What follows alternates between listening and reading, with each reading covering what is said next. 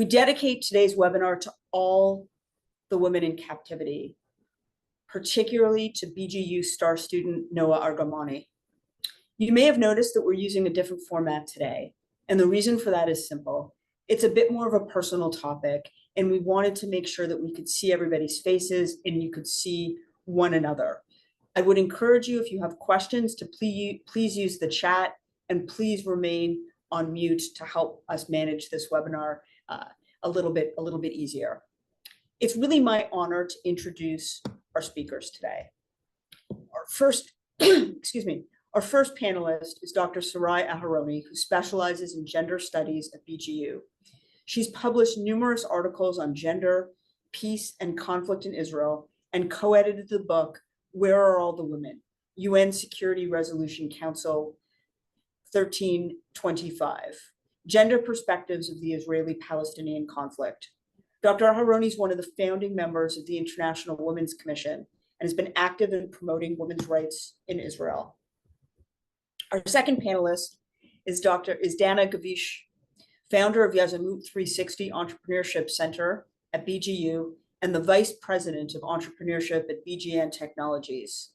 Since joining the university, Dana has developed and positioned the university as an absolute leader in teaching and fostering academic entrepreneurship. As an example, Yazamut 360 is responsible for the establishment of 30 new startups each and every year.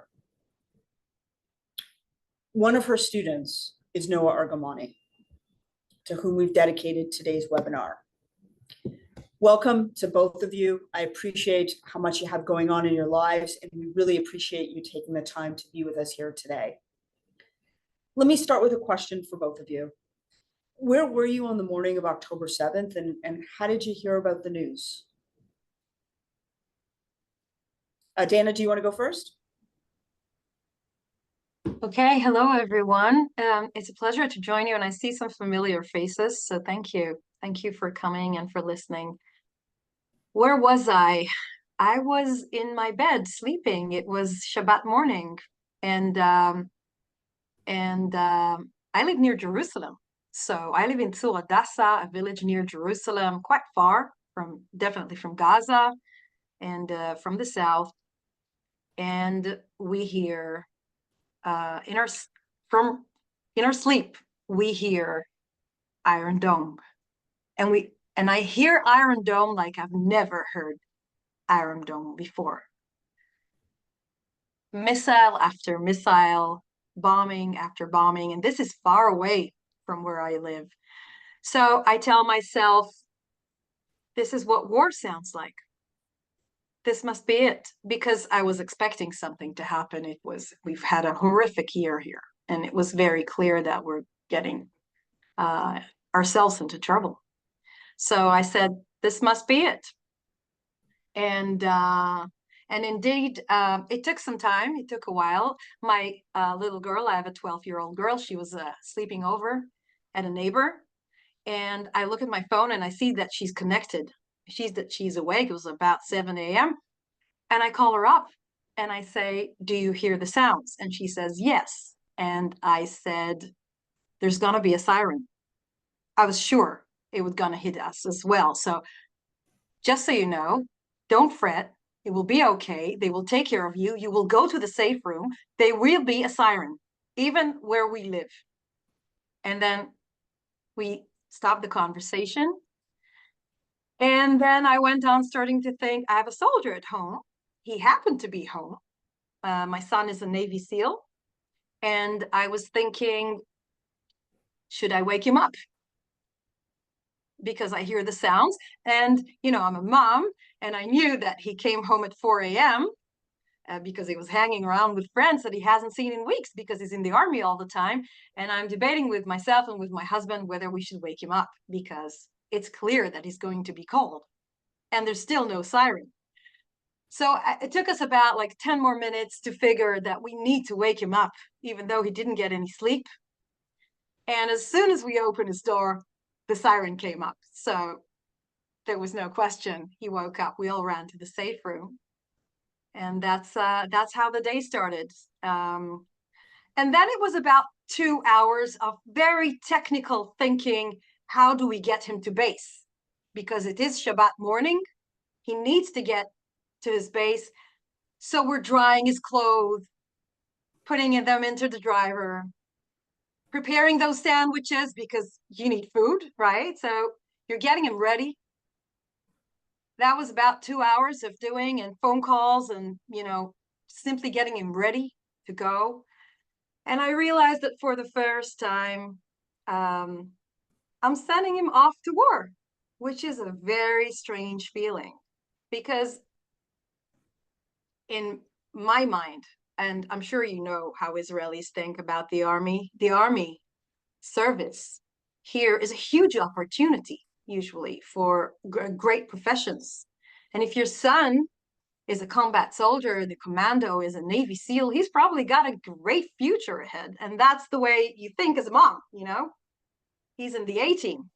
And suddenly you realize that all that is gone when you're sending him off and you're not sure. You're not sure what you're sending him off to and if you'll see him again.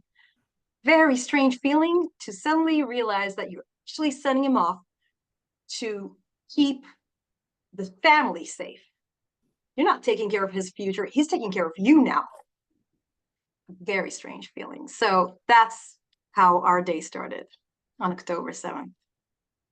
Dana, thank you. That's an absolutely astounding range of emotions, from the first one of, safety and security of your daughter, to then the logistics of what's happened, to then the logistics to get your son off to war, and then the emotion sets in as to what that actually means. So thank you for sharing that with us.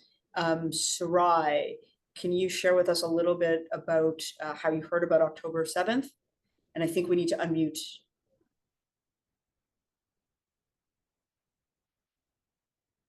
Okay, yes.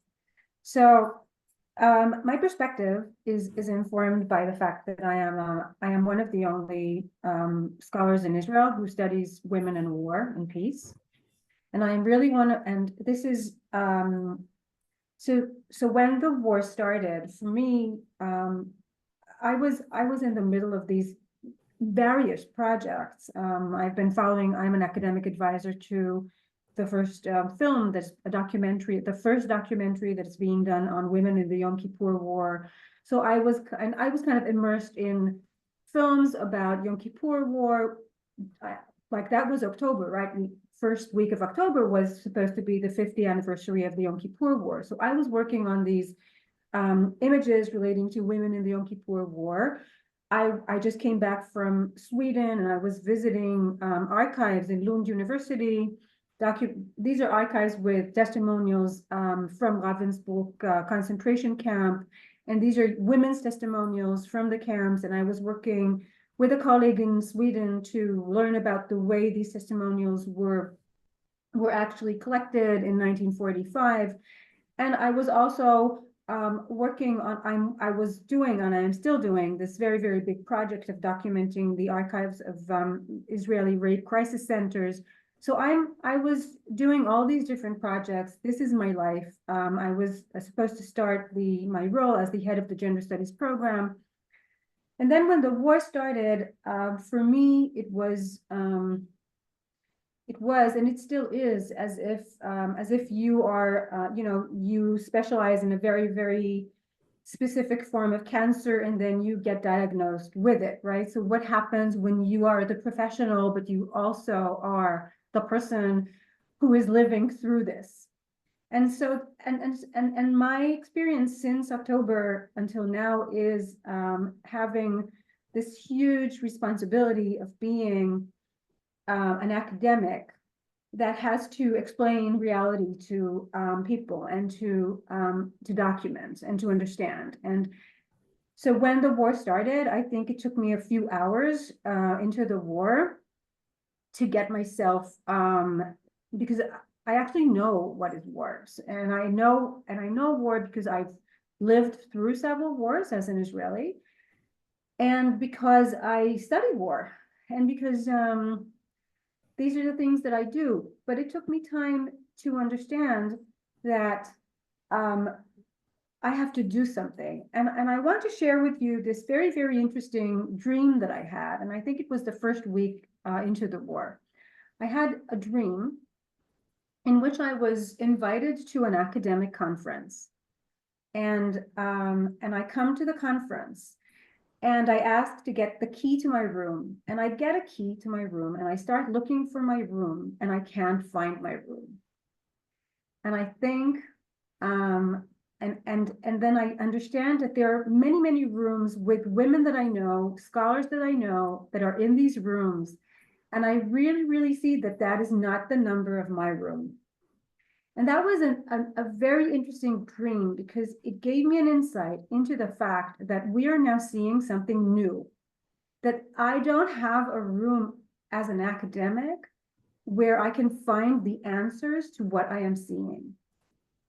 And I think that when we think about us as scholars and the way we have to face puzzles in the world and how we need to figure out what are the answers to the puzzles in the world, we have to use all the imagination, all the creativity, all the knowledge that we have to understand what is at stake here.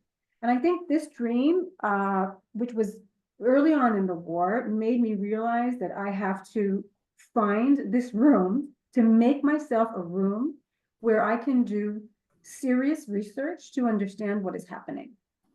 And this is what I've been doing since. So Sarai, I think that's incredibly impressive. And for those of us who still sort of struggle to process what happened and what continues to happen, the fact that you made a transition to research so quickly is incredibly impressive. I have a follow-up question for you. You talked about the lack of answers right now, but the need to research it. What are the questions that you're asking?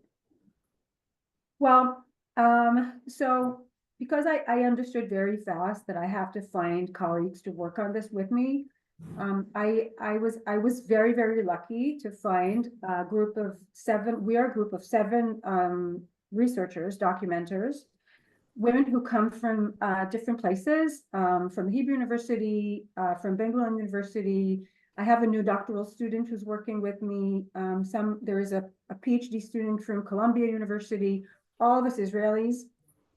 And since mid-October or late October, we've been working on a daily basis to document every kind of information that we have that relates to gender, to women. And this also includes information relating to sexual violence in the 7th of October, but also during captivity. We have created, so this group is a very, very close group, and it works under a very specific method, which I kind of pushed for because of my previous experience. And we prioritize the well-being, our well-being as researchers. We maintain daily contact. We do ongoing documentation. We have created a protocol for ethical data collection.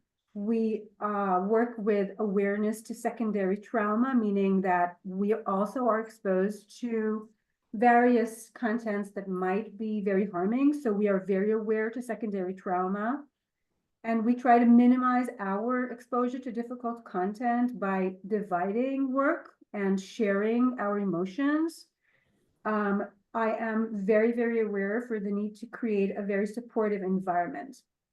A supportive environment for researchers is important now because because war is a very violent reality, and war brings with it a lot of harsh reactions, and it can bring judgment and negativity. And if we are trying to kind of understand the truth, basically the truth means what actually happened, then we really need to keep this moral and ethical compass and document with integrity. And I think that we've kind of developed a very, very important method, which I hope will not only enable us, or has already enabled us, to gather information that we were able to share with various professionals, and also with international international bodies that wanted to consult with us. And so we are really, really committed not only to the truth, but also to survivors and to survive. This is a survivor-centered approach. And, people want to know many things, but we are committed to survivors and to their well-being, to their stories. And I think this is part of creating, of having of ethical research during war. So this is kind of a very, very broad answer, but I think that I am very, very lucky not only to be in a position in BGU, the university that is so supportive, but also to be able to work with a team of very, very talented women that are very committed. And as now, 5 months into the war, I think that we are becoming one of the most authoritative groups, because we're seeing that international, like famous international scholars in the field are beginning to connect with us to understand better about the methods, our findings, our approach. So I really think that being an academic in war is not being a victim, right? We have our knowledge, and it is important for us not to be these passive, local victims, but rather we produce knowledge. We understand what is happening. We are able to theorize, document, publish about this, and not wait for people from other places to come and research us or document us. So this is like my sense of agency also as a scholar.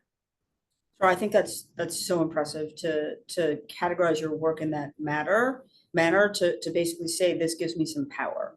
And I think that that's really important. And the other piece that really impressed me was your acknowledgement that this is really hard, and therefore creating that mutual support group is absolutely critical to have awareness of mental health. I think it's remarkable. So thank you for that.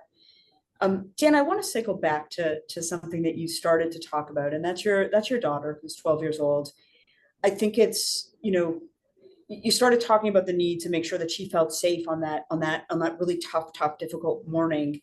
I'm just curious to better understand some of the conversations that have followed in the 5 months since. How do you talk about events with her? Well, it's interesting that you ask, because it's a kind of process that we're still processing.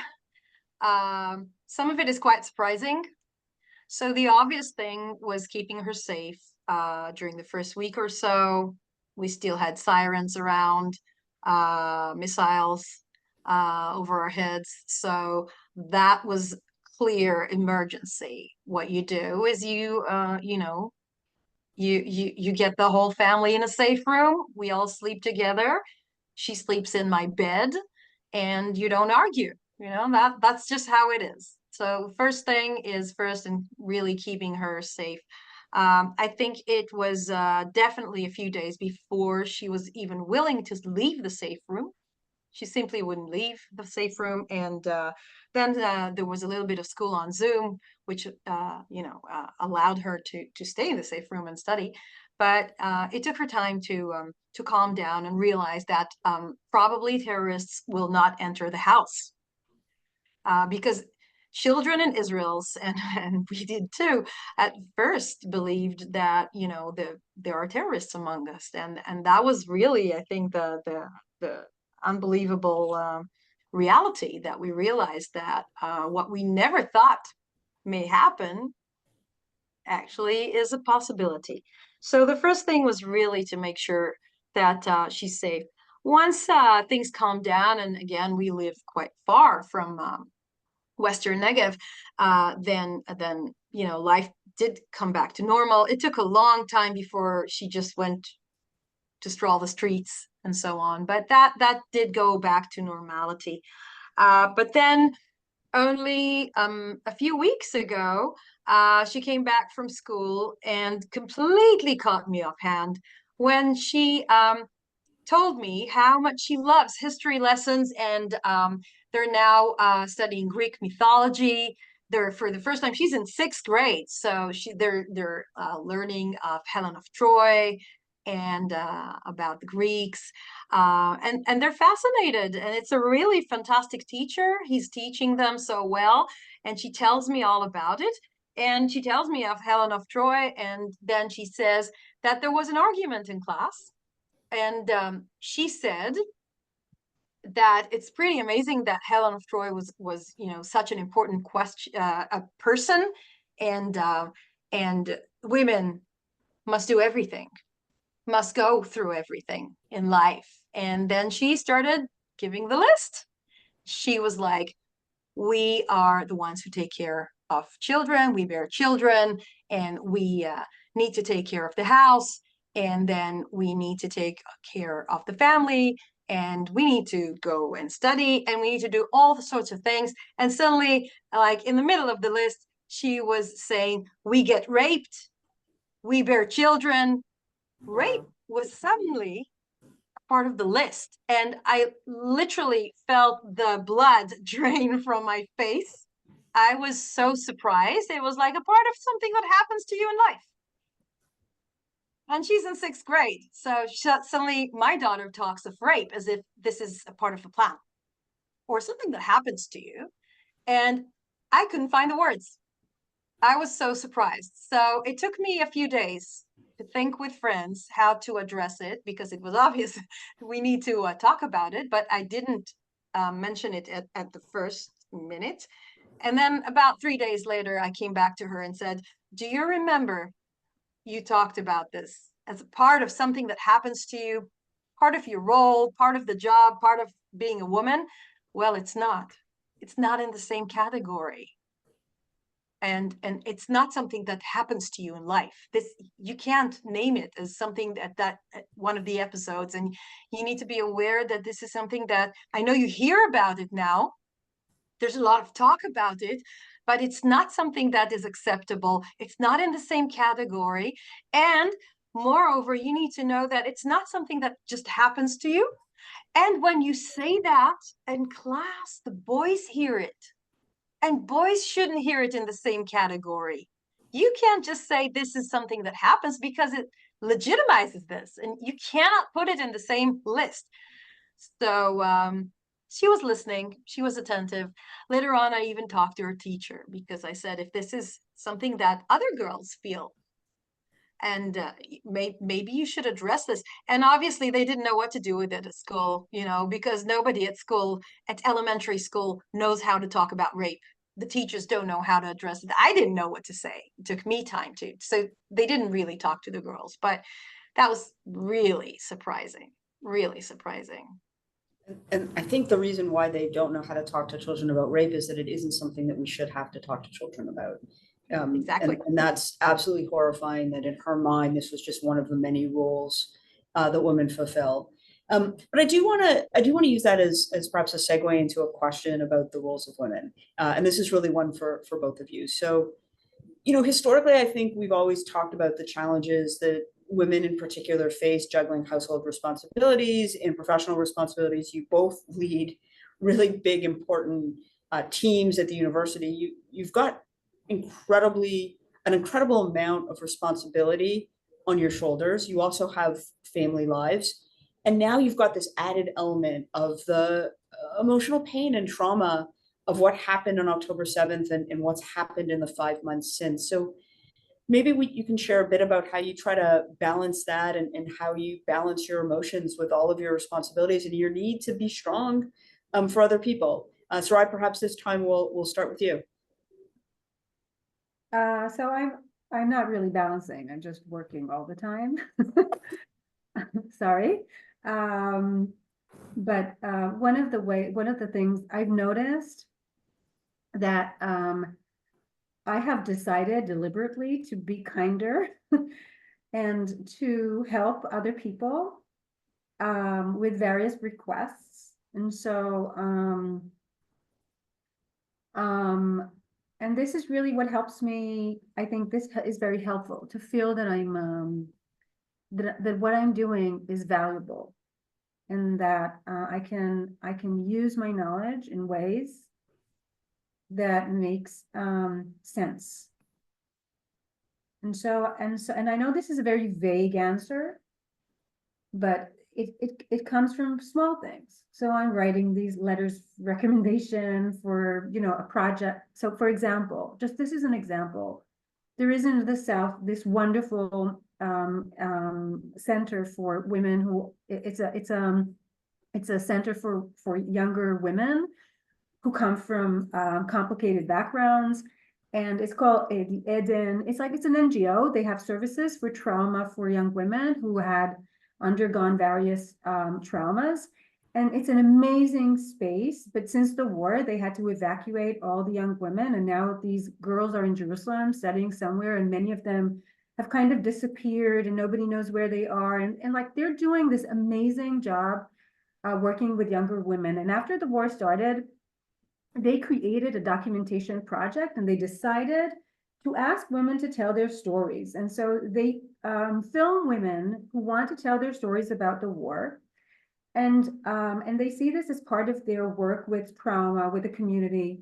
And I went there to visit them and just to see what they're doing. I'm a scholar. I come from BGU. I'm from the South. And I said, I want you to teach me what is it that you're doing. And they were so excited because they need us to recognize this. And now they came and they said, would you write a letter of recommendation for a prize, right? For something like that. And of course I said yes. And these are the things that I think that help me personally feel that what I'm doing is valuable, that I am connecting with groups and with women who are doing things that I really believe in, and that I think can change the world that we're in. So that's my way of kind of balancing. Thank you for that. It's obviously a huge struggle, so I appreciate your answer very much. Thank you. Dana, do you want to make an attempt at that very hard question? You can just unmute Dana.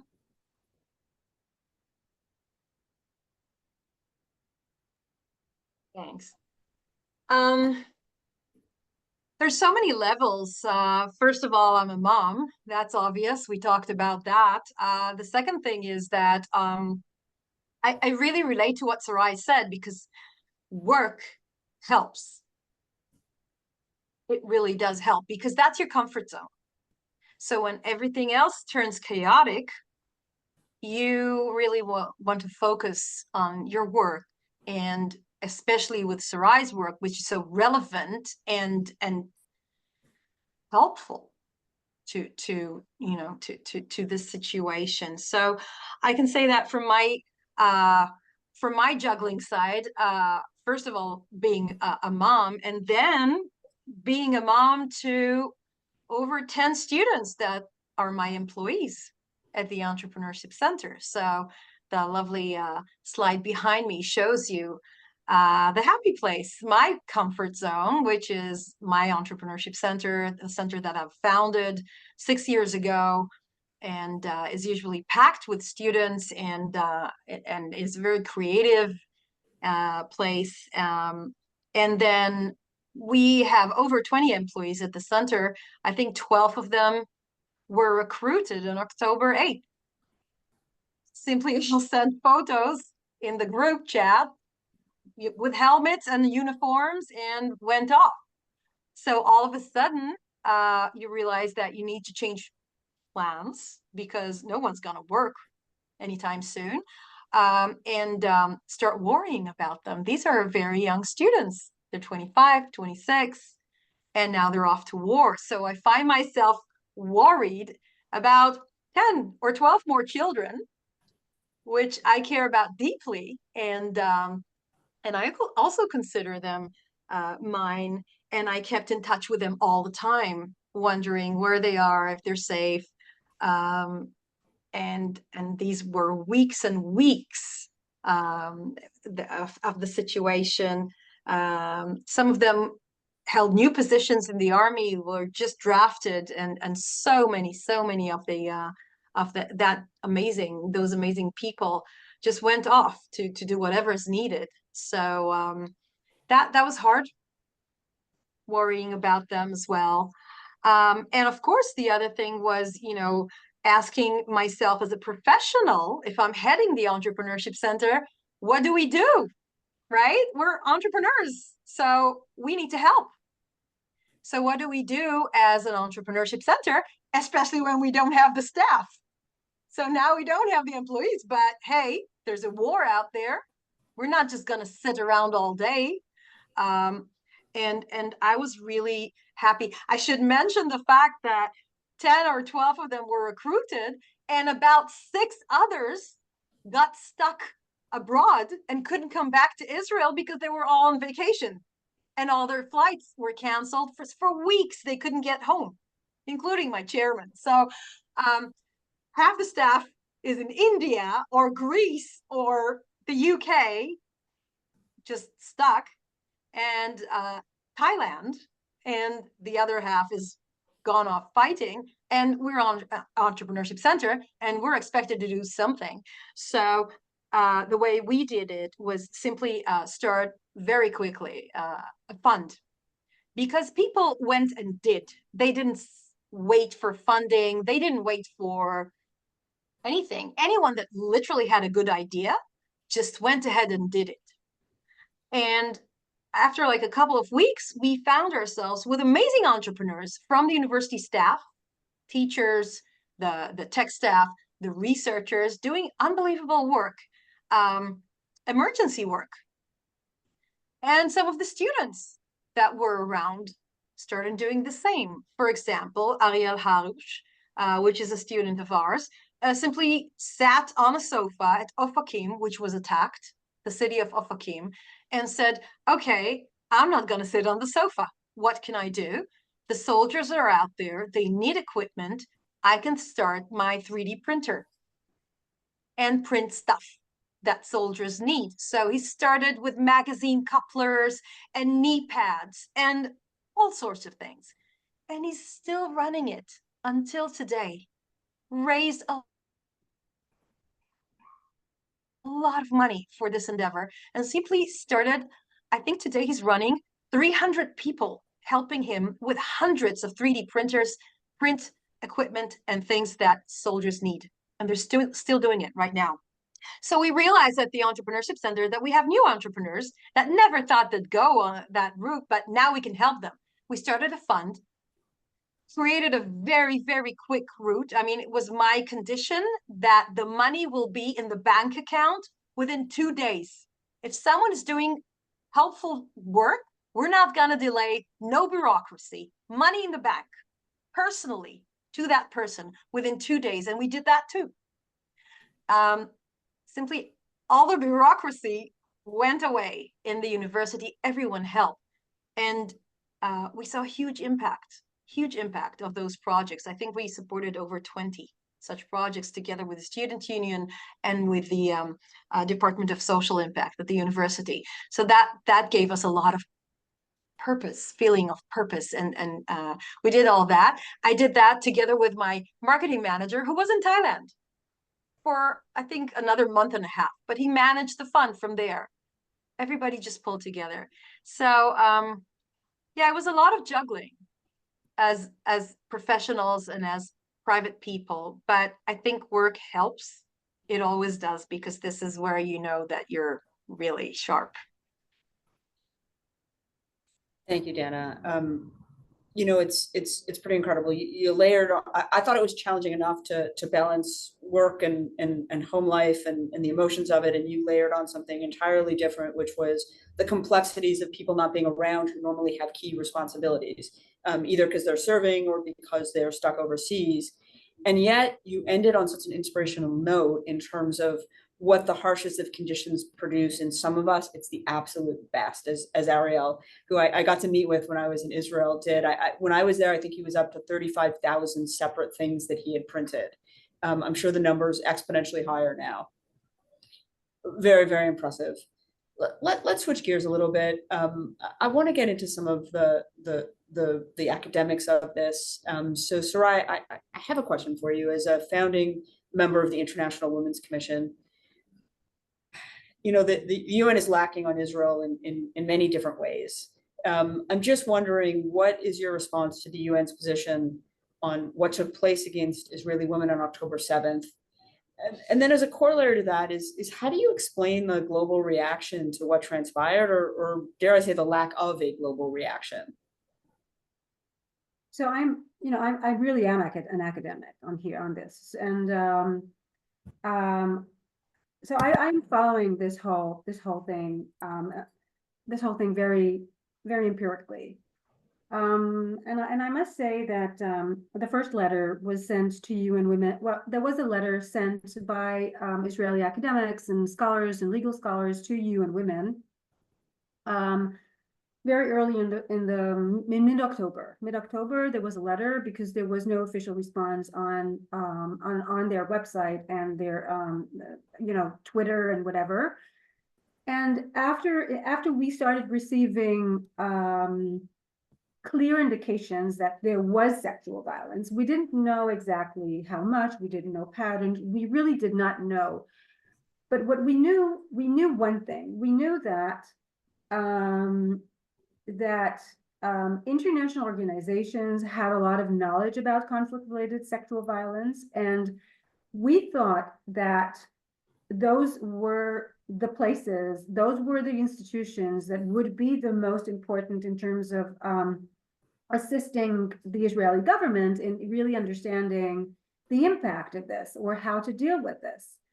We did not, because we thought, and this is what we know from other places, usually local governments are the first to deny. And that is why the international community is so important, because the international community has, every year there is a report, every year there are statistics.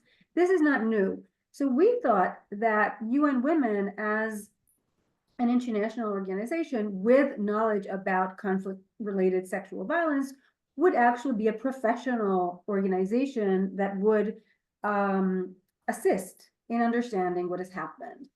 And then it took them until early December, which is about 2 months, to issue a first statement with an explicit reference to sexual violence committed during the Hamas attack. And during this time, I had several meetings with women from UN Women and also with other women in the UN system. And we really wanted to understand what is happening. And they did not really have a good answer. Some of the answers were kind of technical, bureaucratic, which could be true, but they really did not have a good answer. And that is when we started suspecting that we are seeing something new. And this is a form of denialism, which is partly totally kind of really new. So they were not. It wasn't kind of unintentional, the part of denying, but then part of it was part of a campaign. So in this stage of time now, we know that there is a denial campaign that is not actually related to the international community, but it comes from other places. But this campaign has an impact. It has a global impact, and the international community was not prepared. And I think personally that one of the reason is that UN Women and other UN agencies that deal with women's issues have actually cut ties with Israeli women's organizations, civil society, in the last decade. So they don't know anything about women's organizations, feminist groups, young women's activism in Israel. And I think that this is really one of the major reasons for them not being able to take responsibility to respond, because they have been neglecting connections. And I think this is what we call the shadow of BDS. It is the shadow. so BDS is kind of a formal mechanism, but then it has a chilling effect. And the chilling effect of BDS has been very, very hard in the last decade, especially in these very, very soft areas like women's rights. And I think that the shadow of BDS created an alienation towards Israeli women, and suspect that maybe, you know, they're exaggerating, maybe this didn't really happen. Everything we know from denialism on sexual violence, like ordinary sexual violence, is always denied in various ways.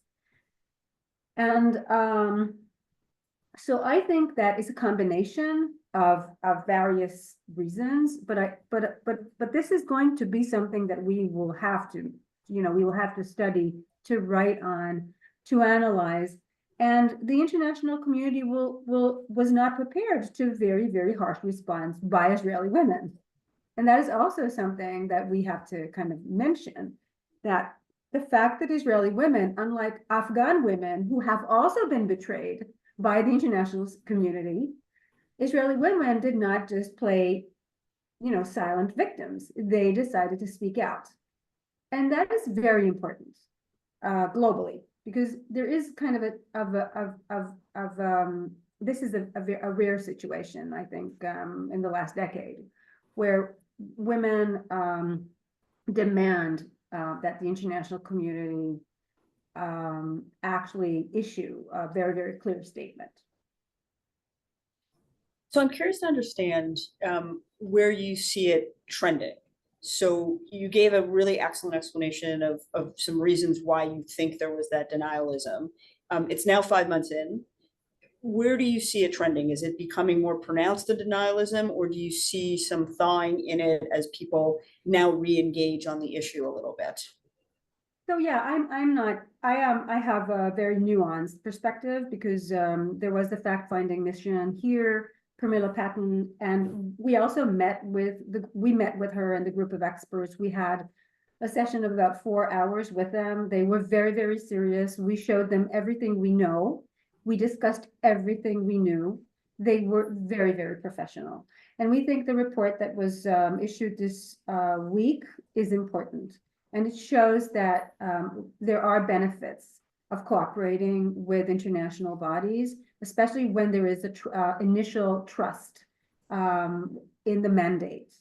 So I think the kind of traditional perspective of Israeli governments that we do not cooperate with UN bodies because they're always going to be against Israel, I don't think that is the right strategy. I really think that we need to have a much more nuanced, complicated strategy in terms of cooperating with international bodies.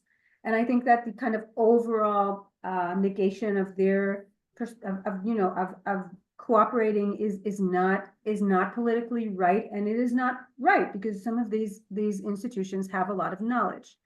So I think that we need to differentiate between different kinds of international mechanisms, and I think that saying that all the women's organizations are against Israel is really harming, and it basically harms also women's rights activists in Israel that sometimes have connections and have important allies, transnational allies outside.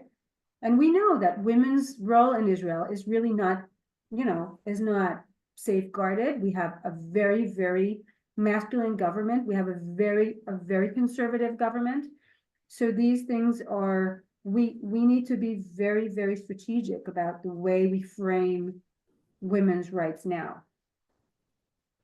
So thank you for that. And I think a nuanced perspective on this issue in particular, but likely most issues, is a really helpful and important one. I have a question for both of you, which is just about kind of the impact of October 7th as a watershed moment for Israeli women in society. And there's a number of components to it. It could be the weaponization of rape. It could be the role that women are playing in the army and in other sectors of Israeli society. So how do you feel October 7th has changed for women in Israel? that you see as possibly a permanent change? And Dana, maybe this time we'll start with you. Yeah, so obviously, I think this is the first time that Israelis really see women in combat. When I joined the army, there were probably women instructors. That was pretty much it. We've gone through a long, long way. Women are actually fighters in the army in so many different units. Actually, there are not many units that don't let women in. And they're slowly but surely they're all breaking. It's an interesting argument. I have two boys, so it's an argument also at home. Everybody claiming that women simply cannot do what men can, and I agree with that because we're just weaker physically. There's no question, but this war did change so much.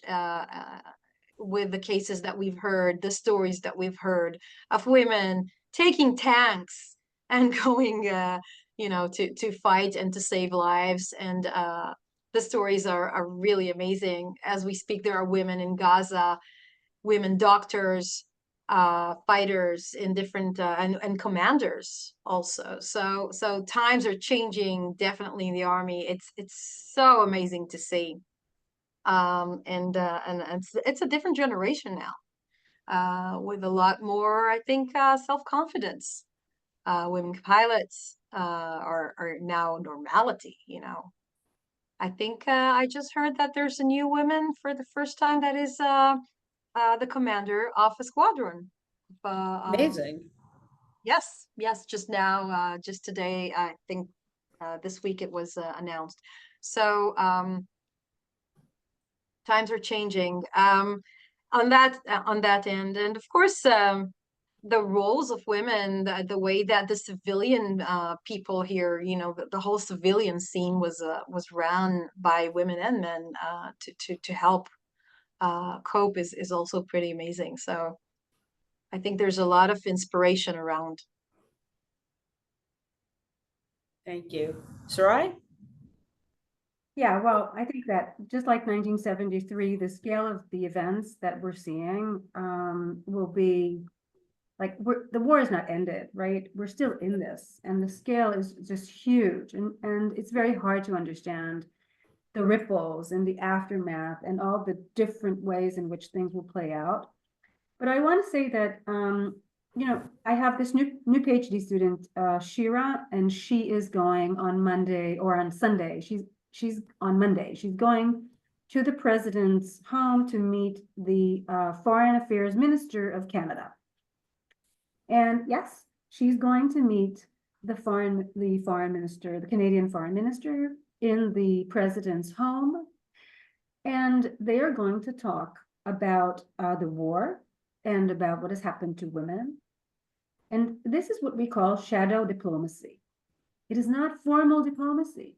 She does not have a formal role. She's a brilliant PhD student, and but she's doing what is supposed to be done.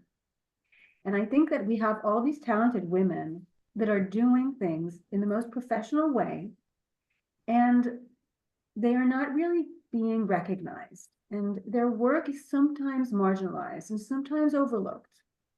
And for me, I think that this is something we have to remember, that ordinary women, they share the brunt. They don't only keep society together. They don't only raise children. Many of them are educated, and they do things that ultimately result in real politics and in real decisions. But many times these women are written out of history, right? They're not recognized. They're not part of the story. And I think that this is the real challenge for us. How to keep not only women in the military, to keep them in, but also how to remember them, how to talk about them, how to make them visible when they do all the other things that usually men are seen to be doing. And I want to leave this with a question mark, because many times after wars, women are expected to go back home, right? Women are expected to do everything that that is linked with reconstructing, creating society once again, doing this domestic caring, which is important, right? But it also sometimes really results in unrecognizing what they did. So I want to keep this open.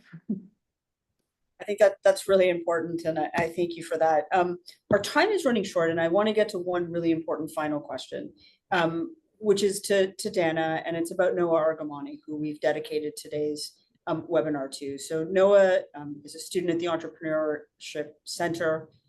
Dana, can you share a little bit, firstly about Noah, and secondly about how your intimate community is dealing with her continued captivity by Hamas? Course. I think the first time I heard that Noah was a student of ours, because when the attack came, we didn't start the year. We were about to start the year. So the semester was about to start. I received a phone call from Gadi Bahat, who is heading our leaders program. This is our academic program. Noah was accepted to a cohort of 35 students. She was accepted from, I think, about 800 students that tried to enter the program, that applied.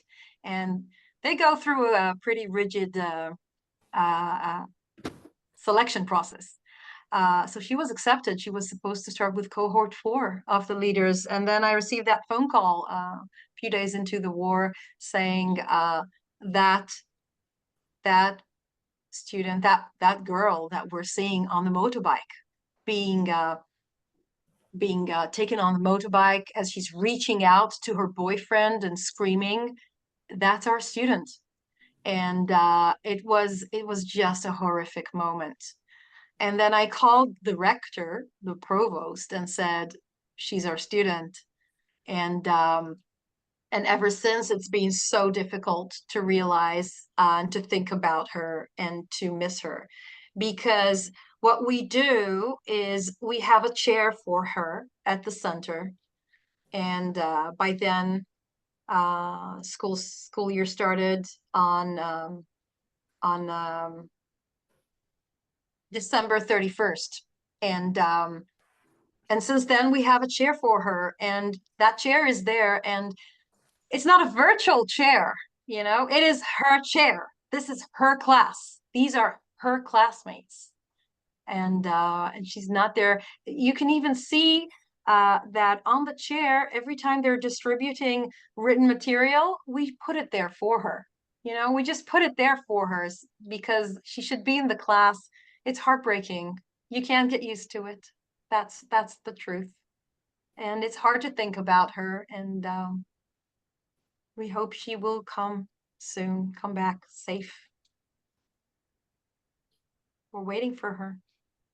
Thank you. That is, it's heartbreaking and also just so poignant that you continue to have that chair for her 5 months into the war. And let's just hope and pray that she can take her rightful place in that class in the very near future. So unfortunately, I think we could talk about these issues for a very long time, but I do want to be respectful of people's time. I want to thank you both so much for making the time, for sharing your insights into this very important topic, and also sharing personally the enormous impact that the events of October 7th have had on both of you and on your families and on your students and on your colleagues. So really, toda rabba. I want to thank everybody who made the time to participate today. And finally, just a quick announcement. We have an upcoming event in April. It's the pre-screening of the movie that got phenomenal reviews called Irina's Vow. It's taking place in Toronto, in Winnipeg, in Ottawa, and Montreal. Toronto's already sold out. So if you live in Winnipeg, in Montreal, or in Ottawa, and you want to go, I suggest you buy your tickets sooner rather than later. And you can go to our website, Ben-Gurion.ca, and you can purchase your tickets today. So thank you all very, very much. And let's bring our girls home. Thank you. Thank you so much. Thank you. For everyone.